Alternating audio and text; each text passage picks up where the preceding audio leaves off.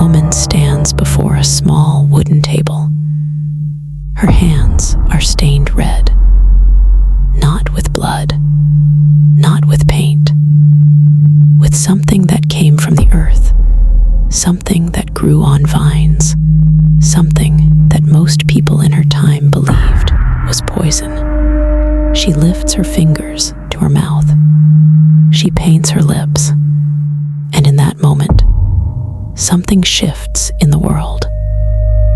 Something that had been sleeping stirs and opens eyes that have not opened in centuries. This is not a story about beauty. This is a story about attention, about what happens when a woman discovers that she can make people look at her. Really look, not glance, not notice, but look in a way that changes something inside them, something they cannot control, something they do not even know is happening. This is the story of the first red lipstick and the hunger it awakened. If you have ever wondered why certain images stick in your mind long after you have seen them, if you have ever found yourself watching a video longer than you intended, clicking on something you did not mean to click, buying something you did not know you wanted, then you need to hear this story, because the forces that shape your attention did not begin with algorithms or advertising or the glowing screens that fill your days. They began much earlier, in a garden, with a woman, and a color so powerful that once you see it, you cannot look away. Settle in, make yourself comfortable, turn off the lights if you want. Let the darkness surround you, because this story lives in the darkness, and it wants you to listen. Around the year 1698, in a settlement so remote that maps did not bother to name it, there lived a woman named Alina Cole. She was not from the settlement. No one knew where she was from. She had appeared one autumn, walking out of the forest with nothing but a small bundle on her back and a look in her eyes that made people hesitate to ask questions. She was young, perhaps 20, perhaps younger. It was hard to tell because her face had a stillness to it, a quietness that made age meaningless. She asked if there was land she could use, a place to build, a place to plant. The villagers pointed to the edge of the settlement, where the forest pulled back and the ground was flat, and a small stream ran clear and cold. It was far from the other houses, far from the center of things. But Alina Cole smiled and nodded and said it would do. She built her house with her own hands. Small, sturdy, one room with a loft, a stone fireplace, windows covered with oiled paper that glowed amber when the lantern was lit at night. And then she planted her garden. At first, it looked ordinary. The usual things: potatoes and beans and squash, herbs for medicine and flavor, a few flowers, because even in a place where survival was a daily struggle, beauty still mattered. But as the years passed, the garden changed. The potatoes shrank to a small patch. The beans became fewer. The squash disappeared entirely. And in their place, tomatoes. Hundreds of tomato plants. Thousands. Covering every inch of cleared ground, spreading outward each year, pushing against the edge of the forest as if they wanted to climb the trees themselves. The villagers noticed. They noticed because tomatoes were still strange in those days, still new to this continent, this climate, this soil. Many still believed them to be poisonous. They called them wolf peaches, love apples, things that looked beautiful, but carried death inside their bright red skins. But Alina Cole grew them anyway, and she grew nothing else. When the villagers asked why, she smiled. A small smile, a private smile, and she said nothing.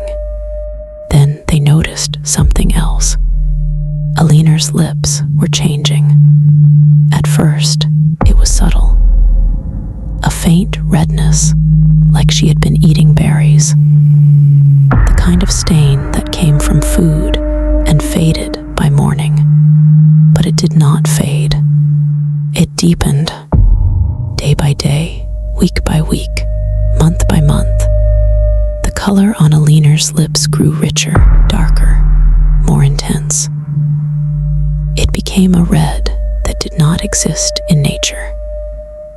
A red that seemed to capture light and hold it prisoner. A red that pulled the eye, whether the eye wanted to be pulled or not. The villagers whispered. They said she was using the tomatoes somehow, crushing them, mixing them, painting them on her mouth. They said she had discovered a way to make the color last, to make it shine, to make it impossible to ignore. But they did not understand. Not yet, because what Alina Cole was doing was not about beauty. It was about something far more dangerous. It was about control. Think about your own attention for a moment. Think about how it works, how it moves from one thing to another, restless, hungry, always searching for something that will hold it, grip it, make it stay. Think about the last time you watched a video and could not stop watching. The last time you scrolled past 100 things and then stopped on one. The last time you saw a face, an image, a color that stuck in your mind long after you looked away. What made you stop? What made you stay? What made you remember? The scientists who study these things have names for it. They call it the attention economy. They call it engagement optimization. They call it retention strategy. They study pixels and seconds, and the precise shade of red that makes people click. But they do not know where it comes from. They do not know who discovered it first. They do not know about Alina Cole. In the settlement, people began to change. It started with the way they looked at Alina. They could not help it. When she walked through the village, heads turned, eyes followed.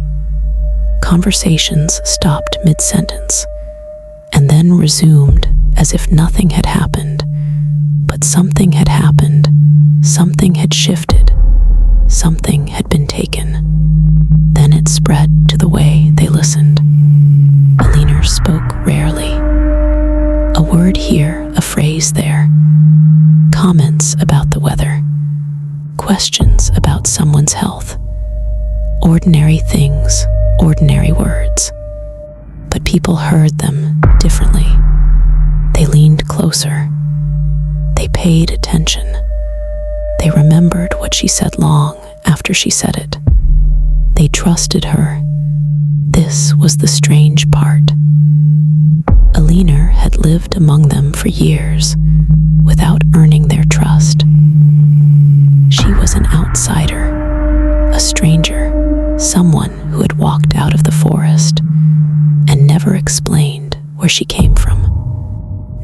found themselves seeking her out, asking her opinion, believing whatever she told them. Even visitors to the settlement felt it. Travelers passing through, men who had never seen her before, would stop in the middle of conversations when she walked by. They would watch her pass. They would forget what they had been saying. The red on her lips held them, captured them, would not let go. One evening, a young woman named Abigail decided to follow Alina home. Abigail was 19. She had lived in the settlement her whole life. She knew everyone, and everyone knew her. She was practical, sensible, not given to flights of fancy or superstitious fears. But she could not stop thinking about Alina's lips. The color haunted her. She saw it when she closed her eyes. She dreamed about it at night. She woke in the morning with the image burned into her mind.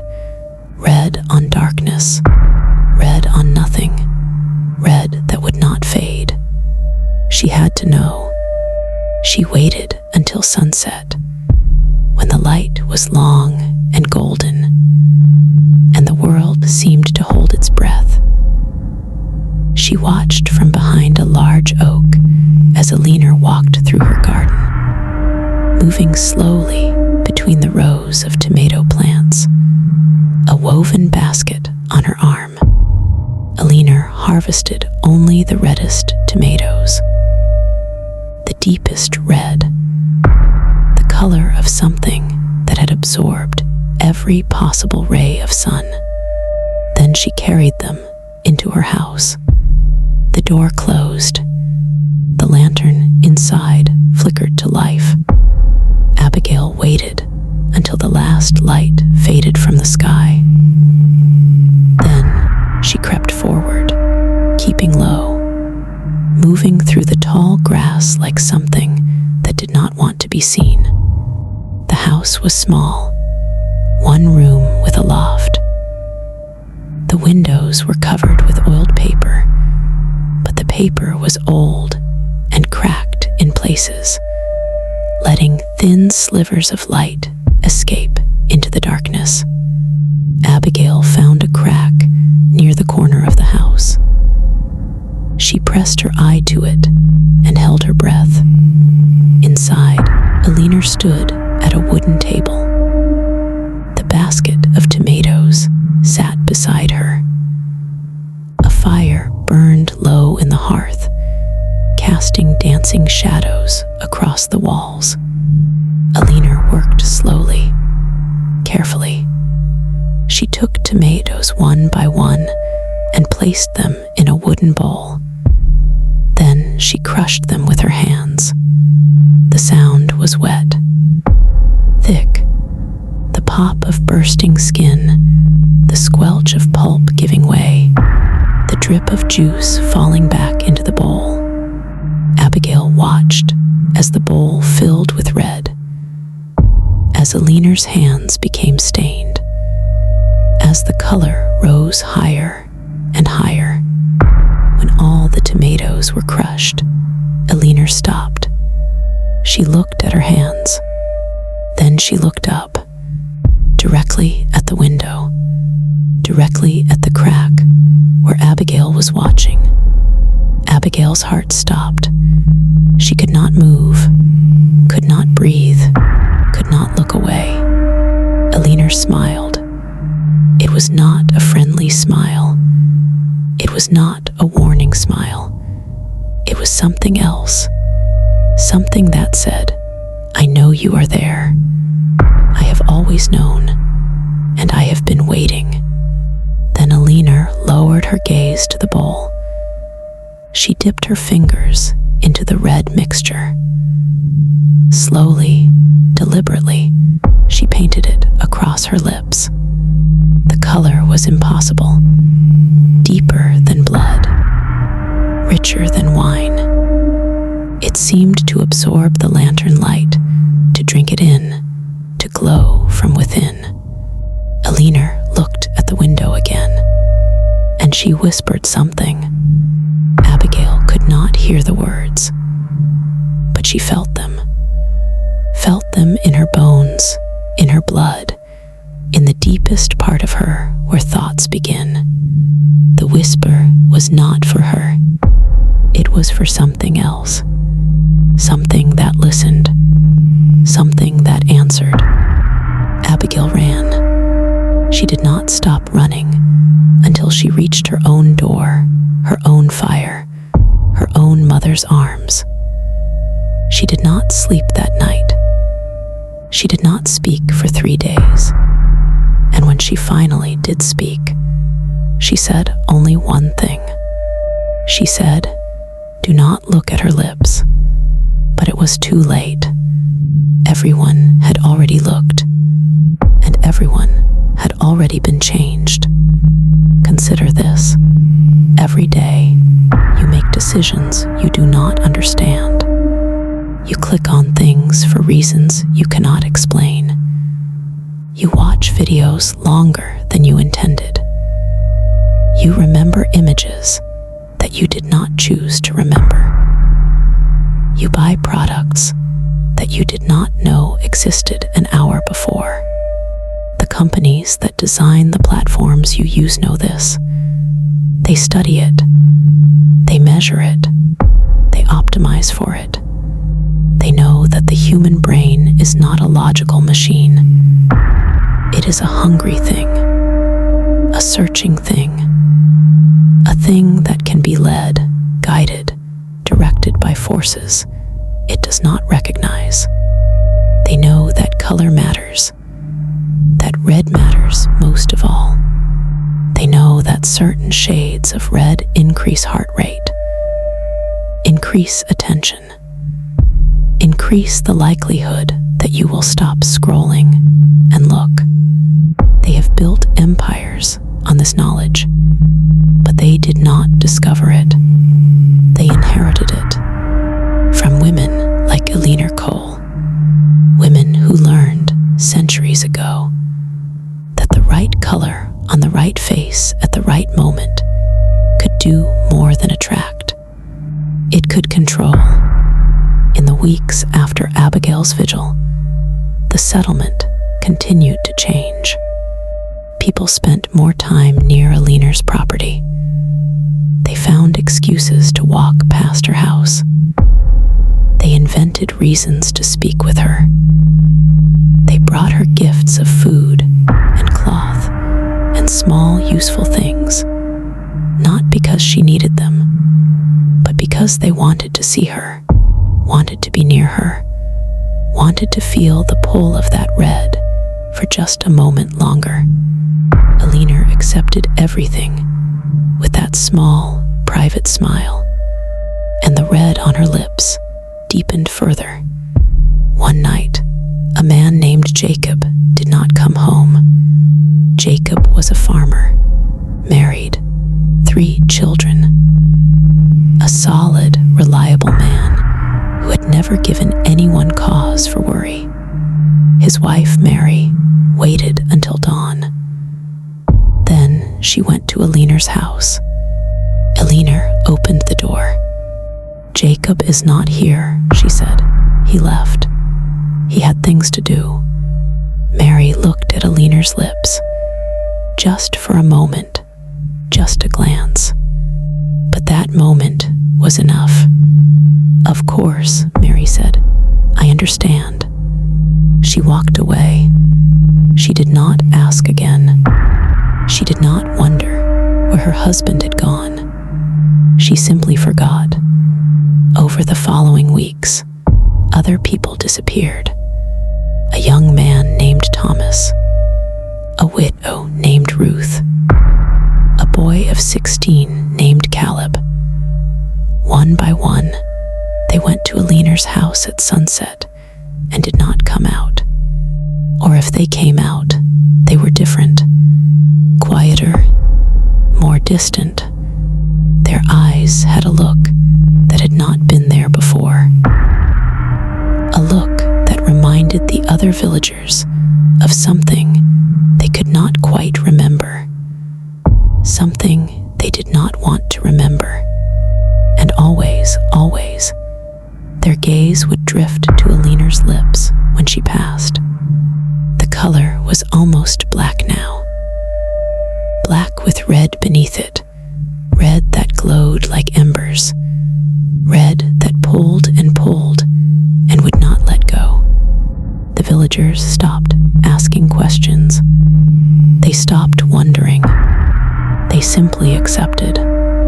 Alina was the center now, the heart, the thing they all turned toward without knowing they were turning. Her words shaped their decisions. Her opinions became their own.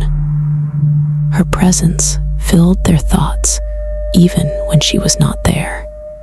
They did not notice this happening. That was the most terrifying part. They did not notice at all. Think about your own attention for a moment.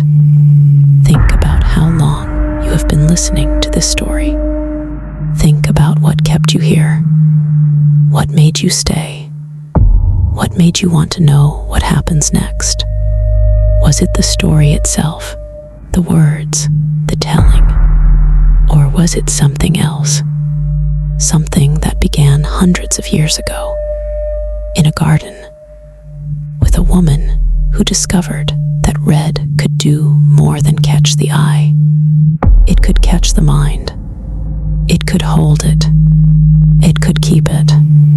The psychologists have a term for what keeps you watching. They call it the curiosity gap. They say that when a story opens a question and does not close it immediately, your brain releases chemicals that make you want to keep listening, keep watching, keep scrolling. They have built entire platforms around this principle, but they did not invent it. They borrowed it from the oldest storytellers, from the women who gathered children around fires and spun tales that held them spellbound, from the ones who knew that a question left hanging was a hook in the mind, a pull that could not be resisted, and from Alina Cole, who learned that the same principle applied to color, that a certain shade of red could create a curiosity gap in the eye itself, a hunger, a need to keep looking, a need that could not be satisfied. Winter came, the snow fell deep, and the cold settled in, and the village turned inward. Each family huddled in their own house, burning wood and eating stored food and waiting for spring. Alina's house was dark. No smoke rose from her chimney. No light glowed through her windows. No footprints led to her door. Some noticed, most did not. When spring came and the snow melted, the villagers emerged into the light. They stretched and blinked and remembered how to be outside. Alina's garden was already growing. Tomato plants, green and strong, pushing up through the thawing soil. Dozens of them, hundreds, covering every inch of cleared land. But Alina was not there. Her house was empty. Her bed was cold. Her few possessions sat untouched on their shelves. She was gone. The villagers searched. They looked in the forest. They asked at other settlements. They sent word along the trading routes that passed through the region. No one had seen her. No one knew where she had gone. But the tomatoes grew. Year after year, the garden produced. Without anyone tending it. Without anyone planting or watering or weeding.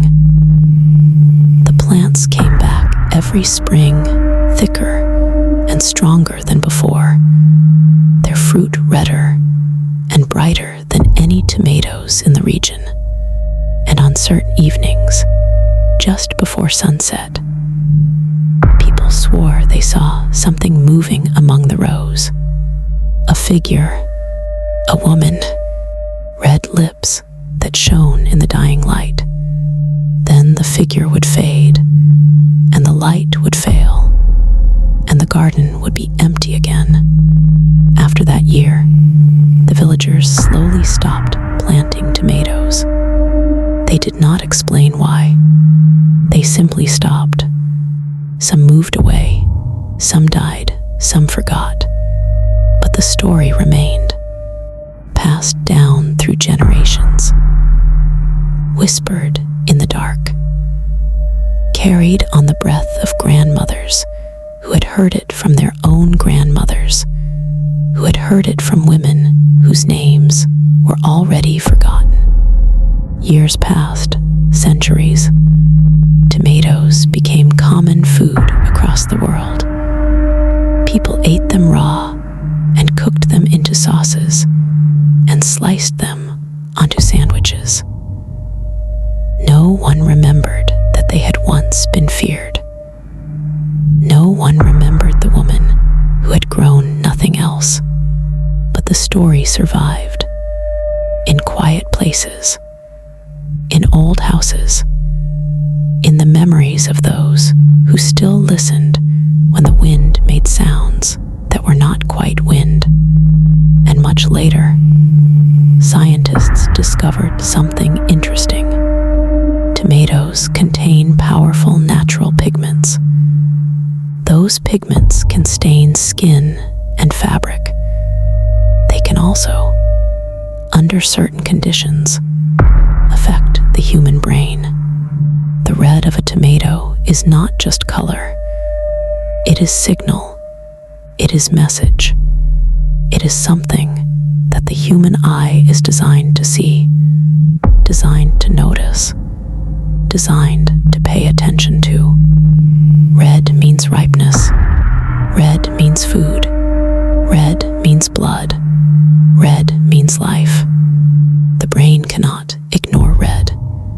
It is wired to look, wired to pay attention, wired to remember. When a woman paints her lips red, she is not just adding color. She is tapping into something ancient, something primal, something that lives in the oldest parts of the human brain, the parts that existed before language, before thought, before consciousness itself. Red lips say, "Look at me." Red lips say, "Pay attention." Red lips say, "Remember." The cosmetic companies know this. They have always known it.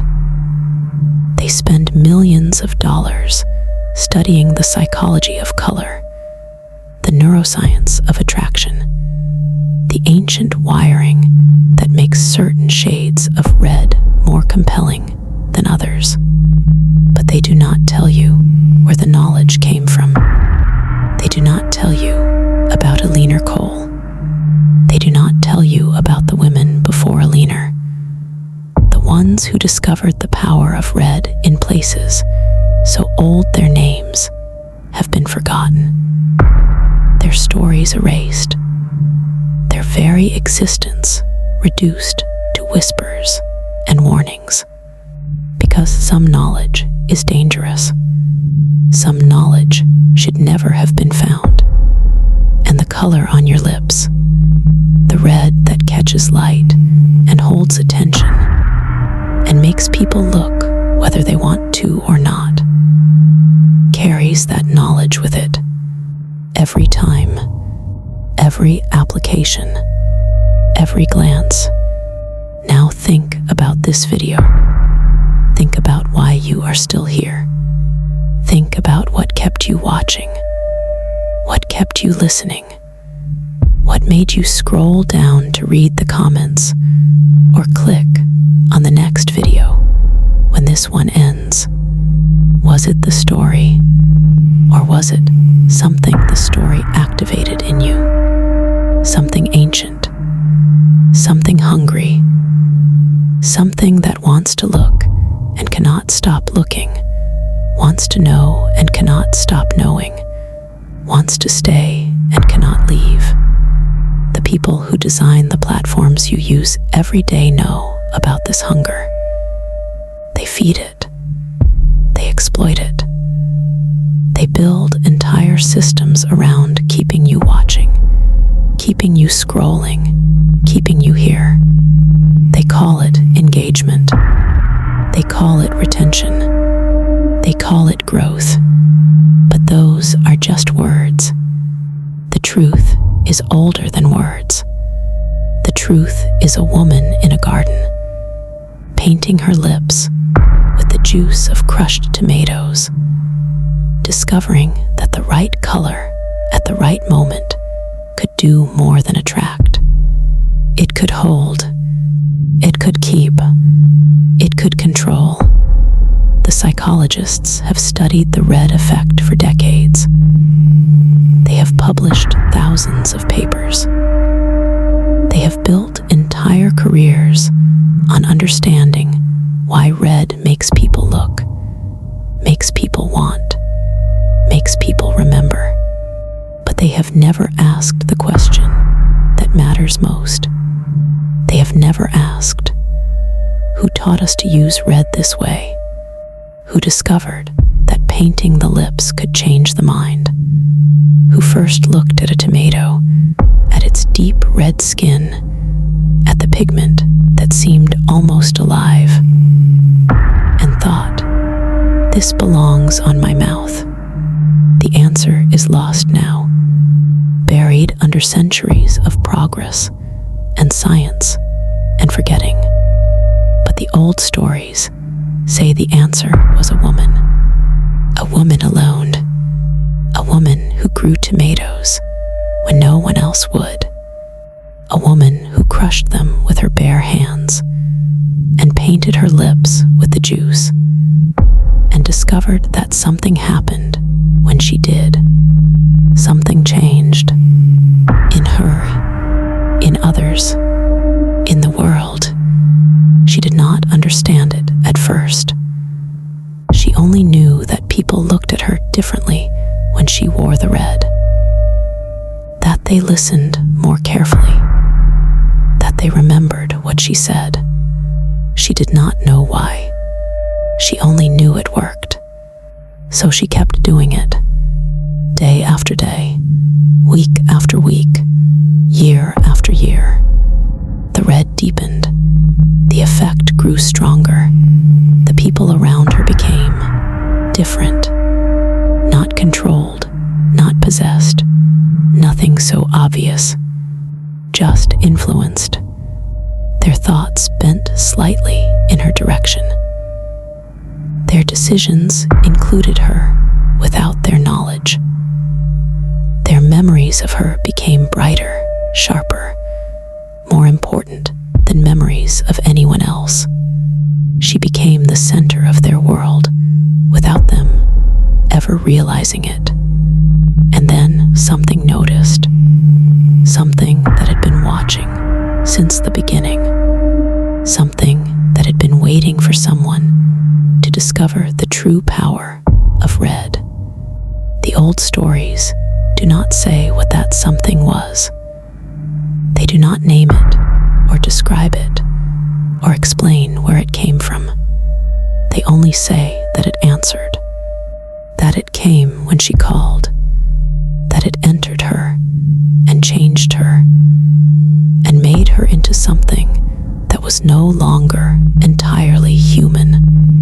And that is why, on certain evenings, just before sunset, you can still see her walking through the garden, still wearing the red, still waiting, still calling for someone else to discover what she discovered, for someone else to open the door, for someone else to answer.